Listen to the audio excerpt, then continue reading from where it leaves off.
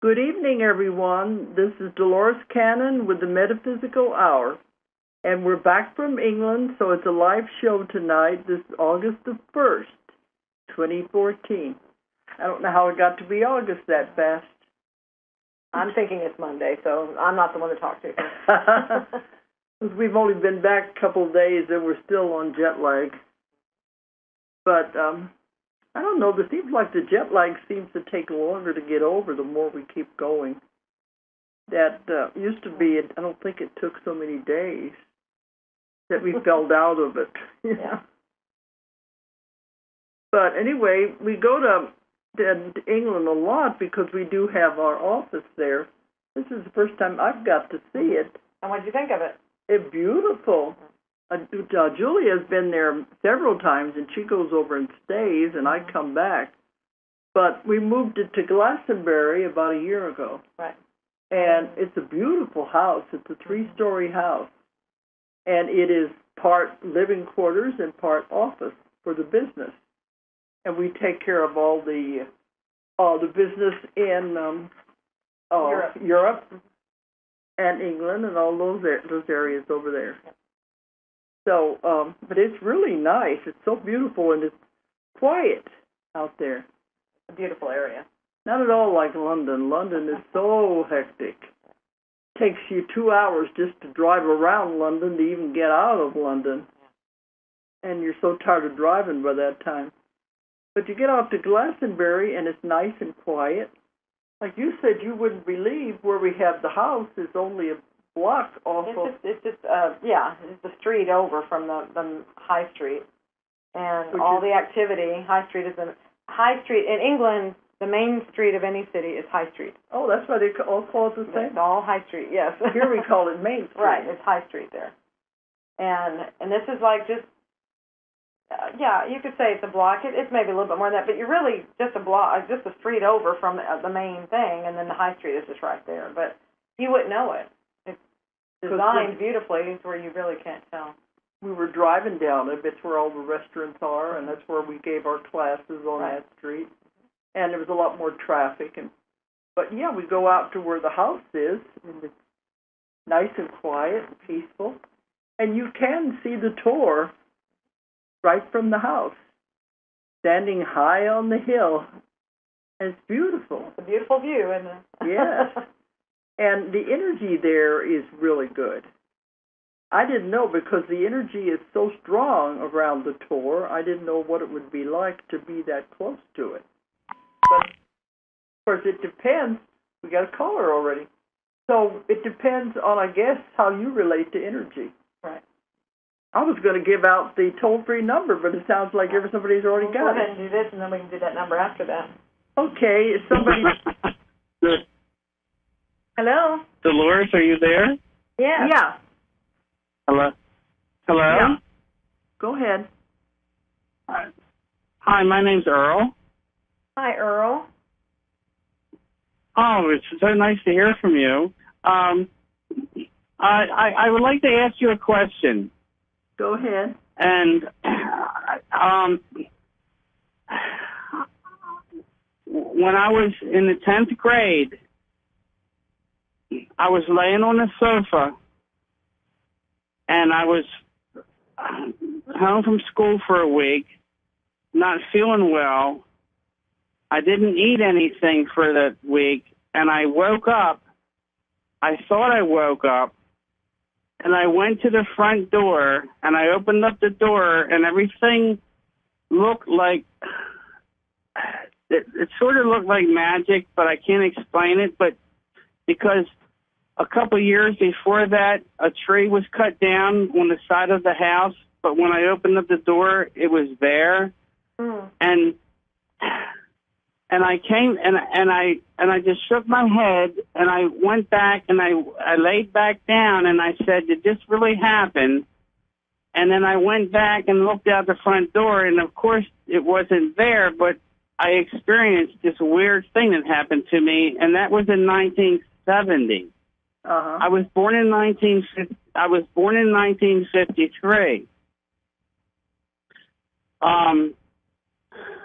In 2007, I'm a carpenter, and I was building a house, and I was working on I was laying concrete, and one of my employees was in front of me, and I was operating the Georgia buggy, and it malfunctioned, and I couldn't control the throttle, and I couldn't stop it, and I was screaming to him to get out of the way, and finally he did, but by the time I got a chance to jump off of the Georgia buggy, it threw me up in the air, and I came down on my head, and I went to shock trauma, and I had what you would call a near-death experience.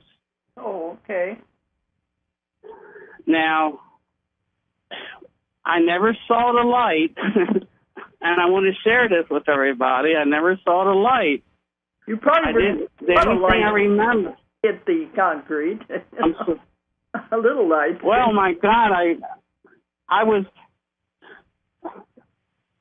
Dolores, I was bleeding out of my eyes. I was bleeding out of my ears. I was bleeding out of my nose. I was coughing up blood, and I told them, the guys that were working for me, I said, who called the ambulance? You know, we got Twitter support here. I got a job to do. But the ambulance came, and they took me to shock trauma, and I was fine. I never really blacked out until I was in. They gave me a CAT scan, and when I was in a CAT scan, I had a grand mal seizure, and I died because my heart. They pulled me out of the thing, and they put the paddles on me, and they got my heart going again, and they put me in a drug-induced coma. The whole time I was there, I never, ever experienced going to the light. But all of a sudden, I woke up, and I was above the table, and I watched myself come into my body, and I said, oh, my goodness, this hurts. This is not feeling real good. Yeah. And then I told them all about, everything, and then I started to remember stuff.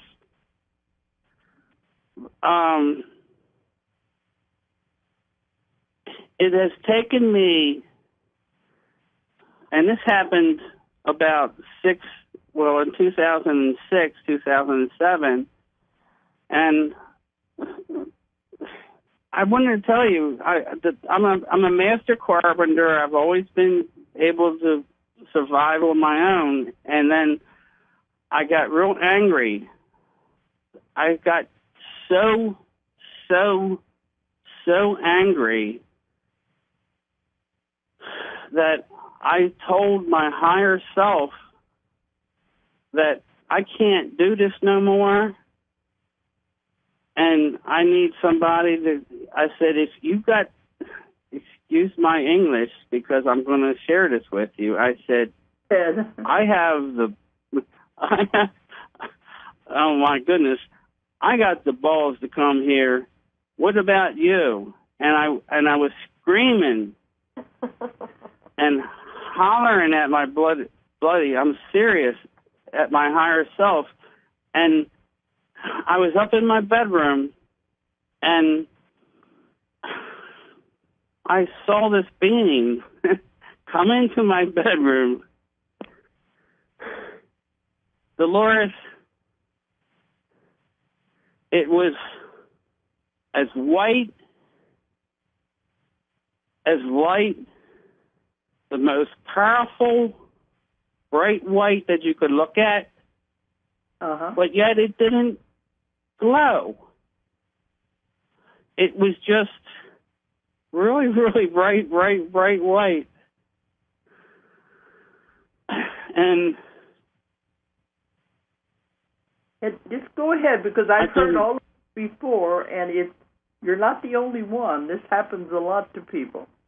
So don't feel weird. Well, I thank you for that, because I have a friend in Germany that also saw one of these same beings, And my conclusion to this, and I need your help here, because this is what I really think, and I need to have some type of person to say, okay, that I'm not crazy. But I know you're not crazy. This is what I think. I think that I play music, okay? And I know about the 12 notes of an octave in the scale of music. I'm very gifted in music. Nice. And somehow I think music and the octave of vibration is connected to what I'm trying to express. Yeah.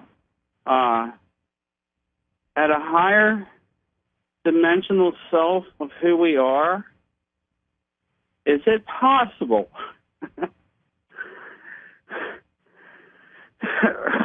is it, Go ahead. Is it possible that our higher self has said, go play in the lower dimensions, and if you really truly get lost, like I did, they'll be there to show their face. Mm-hmm. Because I had told you I hate this world. I hate the fact that, because look, Dolores, I love the fact that I love the trees and the flowers and the birds and the bees, but do you think I want to play cowboys and Indians? No. Do I like what's going on with the world and everything? Jesus, it's hard to live here with all that crap. Yeah. You don't know how many times I've heard this from people over and over again. Oh my God. Alone. I thank you for your work, but let me explain. That being that came to me, that he looked. I'm not saying it's a he, because it came to me in my bedroom. It was a whole body being. It was so bright white, like milk white light, but it was so bright, but it didn't radiate the light to make the room glow. It just radiated itself, so it didn't light up the room. It just lit up itself. And you think that was my higher self, because I was so pissed off at him for sending me here in the first place to experience this shit? Have been your guide or your guardian angel. That's what they look like. And you were angry, and you wanted to talk to it. Did it talk? Angry? Oh my God, Dolores, you got no idea how angry I have been. I've been experiencing this world, and nobody seems to be able to get along. But did the being God, I needed to talk to you. Talk to you? Did it talk to me? No. Because no, it just flashed in and flashed out, man, like a heartbeat, man. And I got a feeling that. Can I share this to you? Yeah. I was really, really angry and frustrated about the Catholic Church, about people getting on their knees and praying to some entity, God, and I said, I will never get on my knees ever. Yeah. And I was meditating, and I was doing the best I could, and look, I'm still just learning here, you know, I'm just experiencing this stuff. And all of a sudden, I had this experience that I was taken into this area where it was just dark and gray, and all of a sudden, it looked like a fog. And then before I knew it, there was like a light behind these beings, and then all of a sudden there was these beings, and there was you might think I'm crazy, but there was, because I said to myself I would never ever get on my knees to any entity, and I think I met Jesus, people are listening to this, I think I met Jesus because I swore to myself that I would never get on my knees, and somehow I was taken into this place where it was all of a sudden I was able to see this dude, and the best way I can explain it is I think that it was Jesus, and there was like beams on both sides of him. If I count them, there was 6 of them on each side, so there was 12 of them, and he was in the middle. Yeah. And I started to walk toward him, and I thought to myself, "Oh my God, this is the guy that I was taught about in all my religions. I think that I should get down on my knees." And I said, "No, I'm not ever going to get down on my knees." And as soon as I said that I would never get down on my knees, he broke rank and came toward me and gave me a hug. And he said, "You got it." So what do I do? Explain to people about that?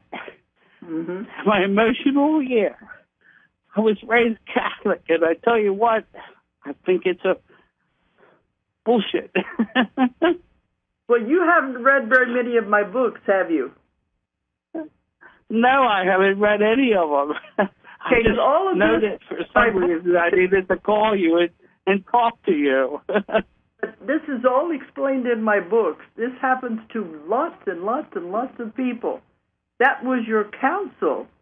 All those beings were there. That was your counsel that take care of you, and the one that came to your room was probably your main one, which is your main guard or guardian angel. And because you were so angry, he wanted to come and show you didn't have anything to be angry about. Yeah, and you're not alone. Yeah, that you're not alone. The other one is your counsel. Everyone has. Is this a school? Is this a school? Is this a school? Yes, this is a school. You can't get out till you graduate. It's a long school. If you have enough. Okay, so if I realize that every cell, every organism, every atom is part of the prime creator, and if I realize in my heart that we're all here to experience separation and be apart from part, and if I know that now in my heart, and if I look at every being and realize that they're a being that's growing and their ego is involved with their self because they can't separate the left brain from the right brain, and if I walk this earth now after what I've experienced, do you think I'm able to graduate? Because I sure would like you to hear say yeah. Not ready yet. You have a lot to learn before you graduate. This is a long school. Oh, God, Dolores. Oh, my goodness. You're on your way. Wave, too. You can't say that. We don't have enough information. The Earth School is the most difficult planet in the universe to live on. It's most challenging and well, don't you think that I don't already know that? Well, you're beginning to take your baby steps anyway. At least you're asking questions, and you're beginning to find out there's a whole lot more out there than you ever knew before. So Julia likes to say the veil is lifting, because when you come in, the veil comes down, and it's the veil of forgetfulness. You forget why you're here. You forget all about God. You forget that all of this is just a game. It's just an illusion. And we have to find our way back. So the veil is thinning. A lot more people right now are becoming more aware sooner. Yeah, but with his attitude for things, I mean, he sounds very much like a wave, and a wave doesn't follow the same. I know, but it still means they're here to learn. Yeah. Because I feel I've always felt, and I've always been in a situation my whole life that I've always been put in a situation of leadership. Uh-huh. When I was in Scouts, they made me a patrol leader. They made me. I wasn't even qualified because I wasn't even a first class, but they made me a patrol leader. I was second class, and when we went to the Camporee, my patrol won the blue ribbon. I played music in a band back in the 60s and 70s, and we were really good. And you know what? We played Motown music, all white people with black singers, and we broke the ice between black and white people. And this was back before even the riots happened. I'm a systems buster. I know that. I came here to shake up the reality, but to realize in the fact that consciously I'm still a human being and I have limitations. The baggage. No, Yeah. I don't have limitations anymore. I believe that the atom is 99.99% empty, so that I understand geometry, I understand sacred geometry, I understand that rocks have consciousness. I understand that the trees and the mice and the birds and everything out there exist all in oneness in order for us to experience this experience. I also understand what's going on with the dark side trying to manipulate the consciousness of this planet. I came here somehow, some way. I'm trying to find out my identity. I'm a systems buster. I'm not afraid of anything that the dark side has to offer. I have no fear. But I'm still a human being, and I cry like look at these poor, pitiful people being manipulated into a situation that to me, look, I got to tell you what, when I was in the third grade, I went to Catholic church, and the nuns told me that you should feel sorry for them poor little people that go to public school because they can't go to heaven. You understand about how the Catholic Church has manipulated my brain, and I had to break away from that all, and I had to bury it, and I had to get rid of it, and I had to be frustrated about it. Oh, yeah. I speak to many Catholics that come to see me. I saw Tarzan movies when I saw Tarzan movies when I was a little kid by Warner Brothers, and they made the black people look like they were monkeys in the jungle. And I looked at black people for a lifetime, looking how, and then I was one of the first people to have a black person to come sing in my band in 1967. So I'm a systems buster. I hate this world. I think it sucks. And somehow you need to connect me with people that love me, Dolores, because my education and my knowledge and my experience, I have already had a near-death experience, and I'm begging to you, please help me. I need help, because if somebody doesn't help me to let me run my mouth to the world to wake these people up. Okay, but you're here for a reason. You chose to come to Earth. Nobody made you come. You came here to help. I know that.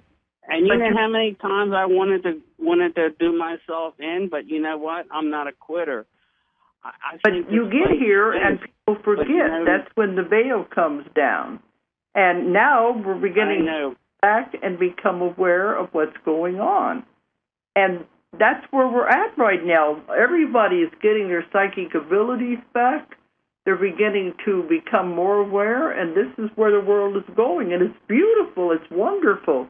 We're making now we are changing the world, and you're a part of it if you want to be. Well, and like you said, the systems buster. See, that's part of what you're doing. That's what's creating a lot of this new world, is because people are making changes. Yeah, and you're right in the middle of it. You're a part of it. You have a very important role to play. Thank you. That is. Just remember, you're here for a reason. You came, and that could very well be the reason. Just don't get caught up in the hate and in all that part. The fear and all of that. The fear. You know, I mean, yeah, there's a lot of stuff going on here, but it doesn't have to be that way, and and that doesn't have to be what you look at and what you only see. Look at the beauty, because you see that too. You were talking about that, how beautiful everything is, and the beautiful animals, and look at that. That's what you came here to help. Keep that in focus. Don't get caught up in the other part, because that's for those who want to live in that kind of a world. Right. You don't have to live in that kind of a world. You can live in a world that's beautiful and that you are making a big help. You're making help with advances. And that's what I'm involved with, and a lot of the people who come to see me are. They found out there is hope out there, and they are making advances. Don't get caught up in this other part, the negative part, because that's the part that's not real. I think that's the challenge of Earth. That's Game Board Earth is, are you going to get caught up? I mean, that's all there to be a distraction or to see if you will get caught up in it. And it's your choice whether you do or not. So that's just part of the playing game here. It's just a game. That's all it is. Absolutely. That's why Julie calls it Game Board Earth. It's just a game. But it becomes real. We don't realize it. It's just a game. It's just an illusion. We take it so seriously.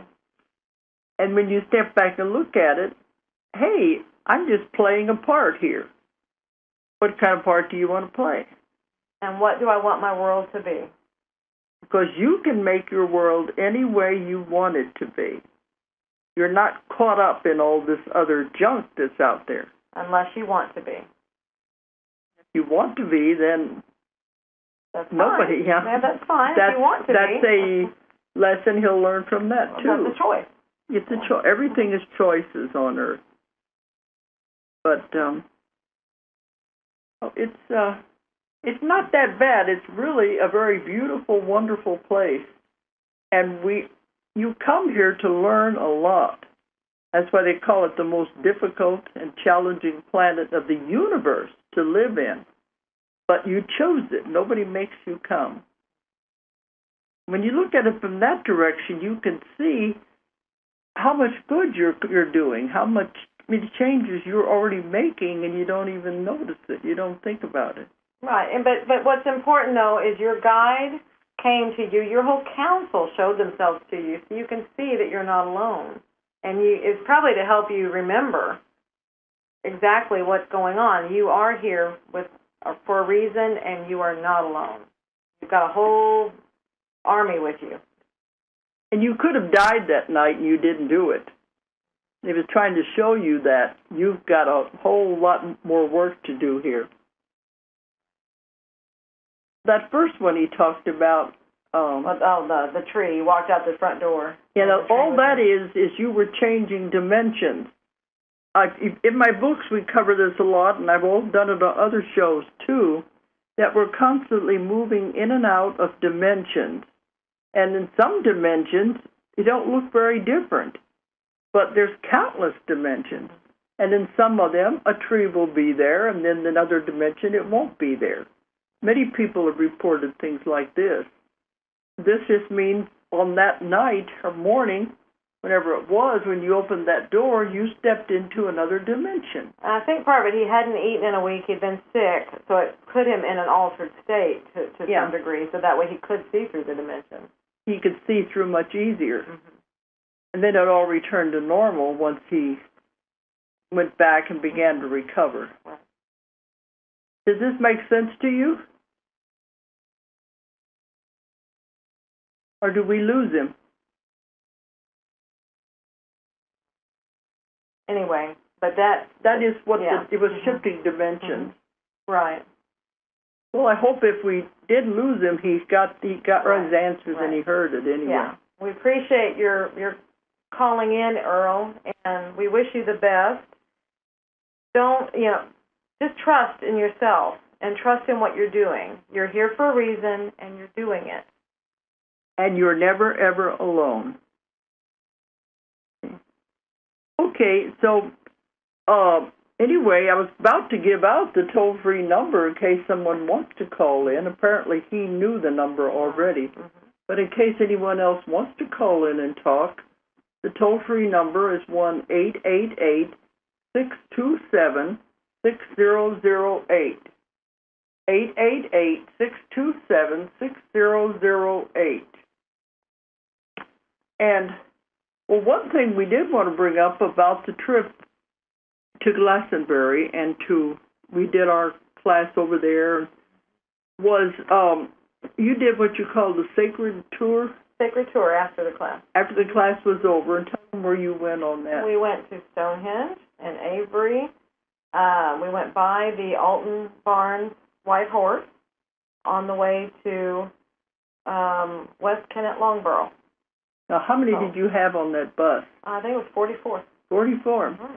But something very different about over there. If many of you have ever gone to Stonehenge, everything has changed. And you were just there a year ago, and I was there 2 years ago. Right.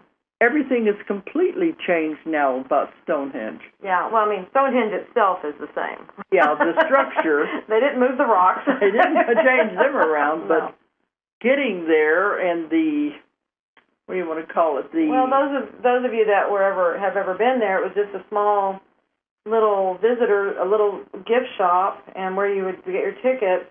Then they had a little area to park. And if you had very many people there, you had no parking. I mean, it was really hard to find a place. But then you would just walk down a path and went under the road, and then a tunnel under the road, and came up on the side where Stonehenge was. Right. And they were awful toilets and things. Yeah. I remember that. Yeah, it wasn't very good.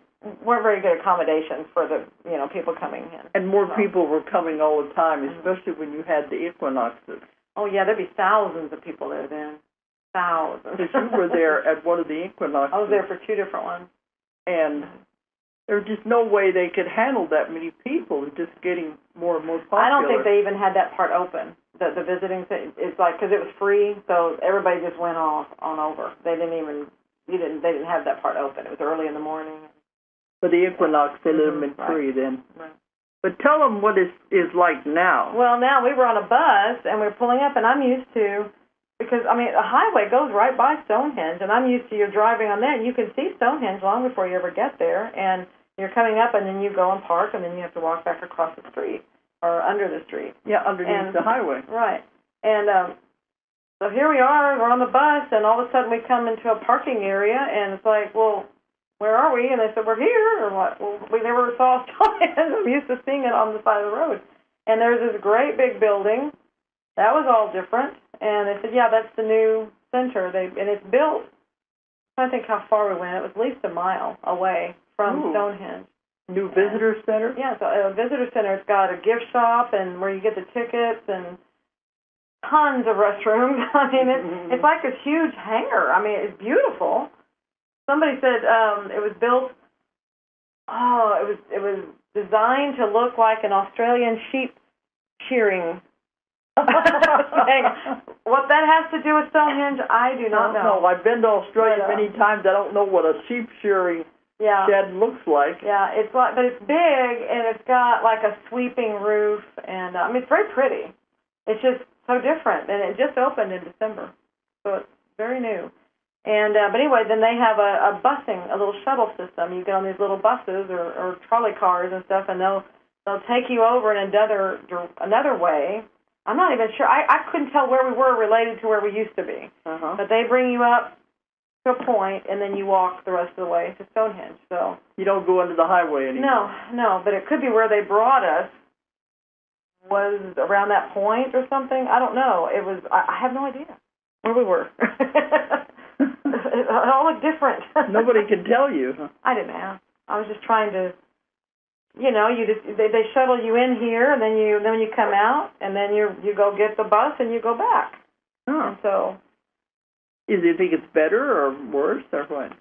Well, the people that have been there, there's someone that was with us, he was grumbling and complaining, and he was like, it was always fine the way it was. Why did it have to be changed? But it wasn't necessarily fun. I mean, the parking wasn't sufficient. I mean, if you had very many people, it worked, but it could be done better. So I thought it was fine. It was high class now. I mean, it's just like you took something up, where before it was just little building. It was just a little thing. It was very backwoodsy and stuff, and now it's high class. So it's Well, I've been a whole hearing different- for years they were going to have you come in about a mile away, but I couldn't figure out how they were going to do it. And then it was funny because then when we were driving back to the airport and we come, I said, well, this is, usually you can drive right by Stonehenge. And I thought, well, everything's different now. But no, we drove right by Stonehenge, and there they were, the little rocks by the road. But we were on the other side of it. No, yeah, but this is how we normally come up on it. When On you the when you highway. drive this route. But I didn't know if that was still going to be there because of the other thing. But it's still there. Well, they can't move the stones. No, and they didn't move the highway. So, yeah. Well, with more and more tourists going in there, they have to change things. So that's a big difference. So if any of you are going over there, I think this would be something to think about, that it's going to be different. But if you've never been there, You won't notice anything. you won't notice It's no there's big deal. any difference. No. It'll be like most attractions. You have a system to get in. Before there wasn't a system. Now there's a system, and we're used to that. You go and you check into the visitor center, and then you're taken there. So Okay. But don't think Avebury will ever be made modern. I don't think so. I don't think it can be. Well, the biggest thing they did, but that was there before. They have a parking area outside of town, and then it's just and then you can walk in. Where the first times I was there, we drove in and you couldn't find any place to park, and that was problemsome. But then this time we pulled in and we parked in a parking area, and I thought, well, I don't remember this, but then I do remember when you were there the last time. and we did that. It was a parking area then as well. So that parking area has been there. Johnny, we had to walk quite a ways, though. Yeah, it's a good walk to get from there into town. But because Avebury is right there, the circle is right there where the town is, I don't see how they can change much about that. But it's like anything. We've been going over there. I've been going for 22 years, since the early 90s, and things will change gradually. Especially have more and more tourists. You've got to accommodate them. Right. But you were looking for crop circles, too, and that time of the month, there just isn't. Well, there that many. we actually saw one. It's so funny because the bus we were pulling up, because West Kennett Longborough is really just literally next to Avebury. It was like, and it said, okay, we're just going to go a couple minutes, and we're there, and they stopped the bus, but there's a circle in the crop, and I thought, oh, look at there. And then as they stopped the bus, somebody said, oh, crop circle, but it was just a circle. That's all there was to it. Mm-hmm. And I thought that's what everybody got off the bus to go see, and I'm sitting there, and because we were actually doing some energy work on the bus. So anyway, I was sitting there thinking, well, they just gone to look at this circle, but they were just gone. They didn't come back. I thought, well, that's not enough to go spend all this time on. Then I finally realized, oh, this is where we were going. This is West Kennett Longborough. And they had a long walk to go to get there and stuff. So I didn't actually see it. What is the Longborough? What is that? Good. Because I went and saw the little placket because I didn't go to it. I didn't realize we were there. Basically, it's like a borough is it's like a piece of land, or it's like well, when they actually got it, they told me it was like a system of caves in there. Is what it was underground? in there. It was underground. On the drawing, it looked like a long piece of like a domed land, kind of, that'd be a burrow, like you burrow, like a rabbit would do, right, or something. It would be dig underground and make a tunnel. And that's kind of what it looked like on their drawing. The people that went there and were explaining it, they said it was like where you went in wasn't as big as what was there, kind of like Newgrange, but you could see it was like a chamber of connected caves or something in there. And it was really, I guess there was a lot of energy in there. On the little thing, it said that there had been 36 bodies found there, but I think what it was is it was after it had already been done. They later used it as a burial thing, so it had nothing to do with what it was actually not for. The original. Yeah. But I didn't see that part of the tour, so I can't tell you what it actually was. So. But a lot of times they're not what they originally were built for anyway. Because over thousands of years, they are going to move things around. They said the energy was very powerful in there, though. So I'm planning on my next trip over there just going and doing a private tour of it. Then I can tell you something about it. Okay. Well, do you want to talk a little bit about, we had a good trip to England. We'll talk a little bit about October. We're going to have the cruise. Right. Cruise of the Mediterranean. Yeah, that's going to be fun. And it's really, you know, we do conferences and we love to do cruises. And this is, we thought, well, let's just see, because we did a class before on the cruise. Yeah. And we've done some workshops on the cruise. Last year we did the one on the Panama Canal cruise. Right, and then a couple years ago we did on the Mediterranean cruise, we did some workshops with different people. And so it's like we're stepping it up. We're just trying to see what it would be like to have a conference. And so we're having, we're having speakers doing talks, but then they're also doing some workshops. So we have a combination, so you can get a lot of good material from very good people. And then also, then we have like 8 ports. I mean, it's something like 8 excursions going on, you know. Because it's an 11-day cruise. We have 3 days at sea, and that's when we're doing the conference. And then there's, we're doing something every day. So it'll be 8 excursions, and that's all included. Yeah, this is interesting. A lot of times you go on a cruise, you want to go ashore and see a thing, you have to pay extra for the tour. But in this case, it's all included in the one price. You pay one price that takes care of the whole thing. Takes care of all your excursions, all the talks, all the workshops, all the meals, all your rooms, and it even includes an extra night after the cruise at this 5-star hotel in Rome. And we're still trying to finalize this, but Robert Bauval may do a lecture there on his latest book on the Vatican, so that's why I'm in Rome. He's going to be right there. If he doesn't do that, then we'll have another excursion there. So, I mean, it's just full of activity. And it's all concluded, which is very unusual for any cruise to do that. And the cruise begins in Istanbul. So all you have to do is get over to Istanbul, get on the ship, and it docks, it ends in Rome. Right. You go to Istanbul and you come home from Rome. So it's going to be really exciting, and we have a lot of good speakers. Yes, we have Robert Bauval, and he'll be doing a couple of different talks. You know, his specialty is Egypt, right? And we've had him before on the show, and I think we have, and we've talked about him. He was at our conference, but he talks about ancient Egypt and what he's done, the explorations there. He's written many books, and the latest one is about the Vatican, all the secrets that have been hidden there. And then we're going to have Guy Needler, who is one of our very popular authors. We published 4 of his books, and he'll be speaking on the main one, The History of God. And then who else? We're going to have Maria Wheatley, who is a very famous dowser. And we published her father's book, which was the Essential Dowsing Guide.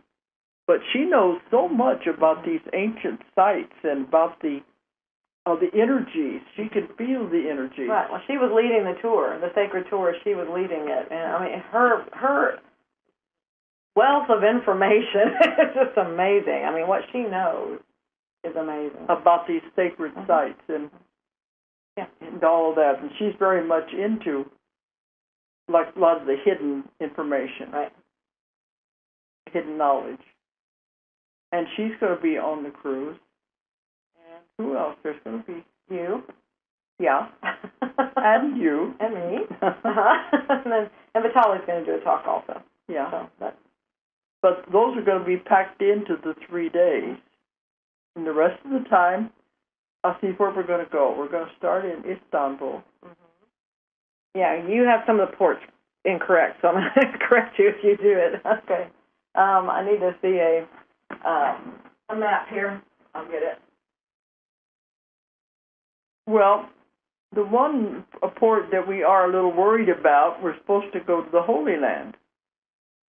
It's because they're calling it the Holy Land Cruise.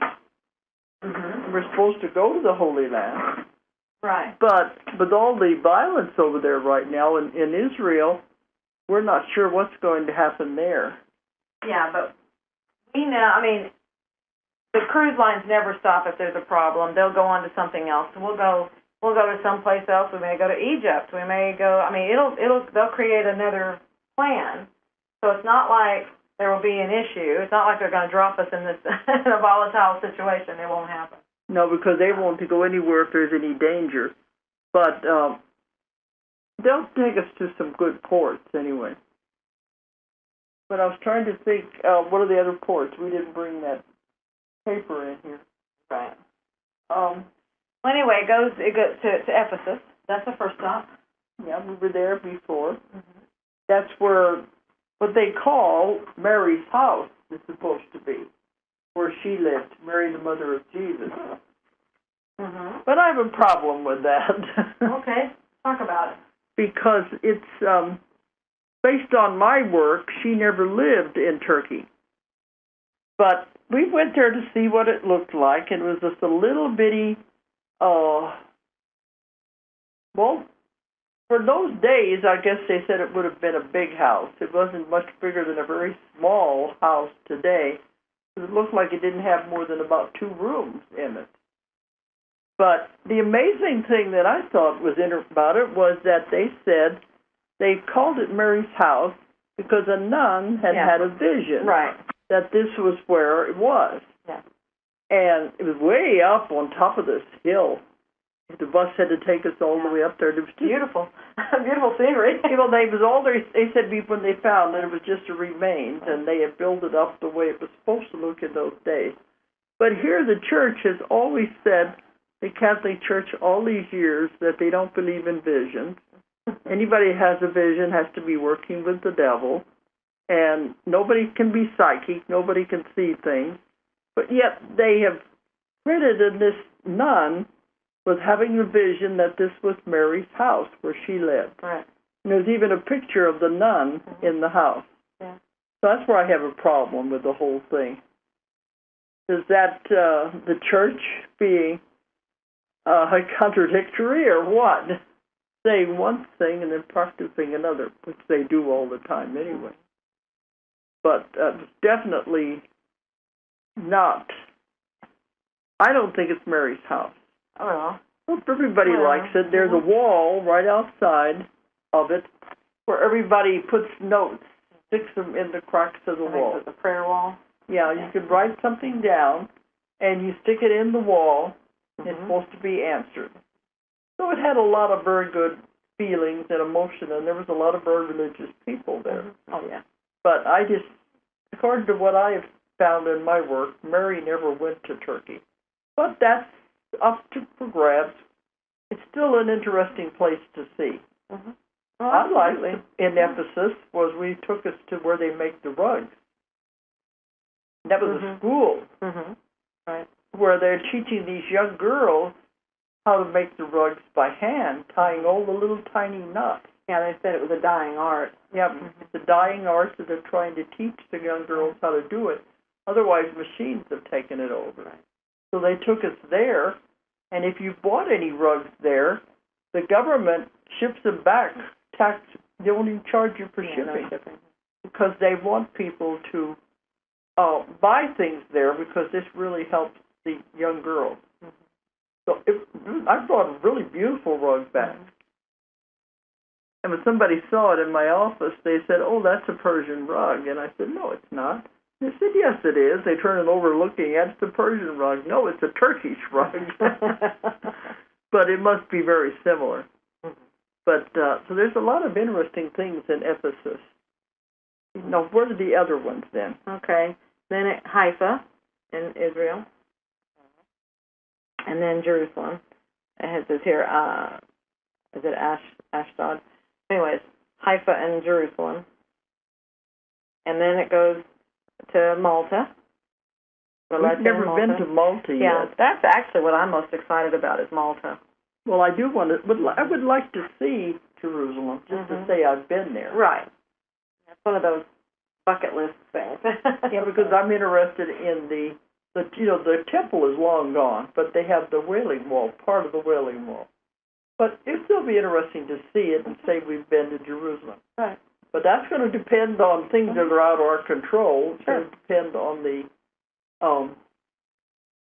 war that's going on. Yeah, what's going on there. Mm-hmm. But I would like to see that, and also, yes, I'm interested in seeing Malta. Mm-hmm. Do you want to tell them about Malta? Well, all I know about Malta, it's just off of Italy. There's a very small island, but what someone was telling us, because they were inviting you to come over and do a class. Oh. And that was when we were working on setting some things up in Egypt, and they were like, but we have things here that are older than the pyramids and older, so apparently they have a lot of ancient sites there, yeah, and so that's what I'm interested to see, what's there. Okay. And then we'll go from there. It's amazing how many places we've been that are older than the pyramids. Right. Well, and another thing I thought was funny was when Maria was doing her tour, she was talking about, so I guess she was, is it an archaeologist, or what is it that ones that time everything? Is that be the archaeologist? Ones that dig up the ground. Okay, yeah. so apparently she went to archaeology school. Okay, so she's an archaeologist. And she was talking about how they date things, how they determine things, and it's all, she said, they don't know. Nobody knows. And they always take the earliest date, like the latest date, for the soonest time. They won't take the oldest date because that one never jives with accepted history. Yeah. And so, it's like that. So they don't ever give that one when that's the real. That may be closer to the real one. And then she's talking about, well, then you have, because they do it by it's a sampling of the dirt. It's how they can age, but you have worms and you have things like that stir up the dirt, so that can even affect it more. And so it's like they don't know. Yeah. But so then I know that a lot of places they don't want you to mess with the history. Right. They don't want you to find things that are older because they've got their accepted date line for their history, and they don't want that. Exactly. Changed. I mean, that's the way for the Earth. No, it's only this old. And anything else that you find, it's like, no, that just doesn't work. It doesn't compute. No. And I found lots. With all these travels, we found lots of things that are old. Right. Much older than the pyramids. Mm-hmm. But that's part of the fun of this. Right. And then from Malta we go into Italy, don't we? Or right. Messina, is that Sicily? That's Sicily, and then it goes into Naples. Yeah. So Sicily, Naples, and then Rome. Yeah. I think at Naples, if you want to take a side trip to Pompeii, you can. Yeah. It's right around there. Yeah. Then back to Rome, and they get the night in the hotel. Mm-hmm.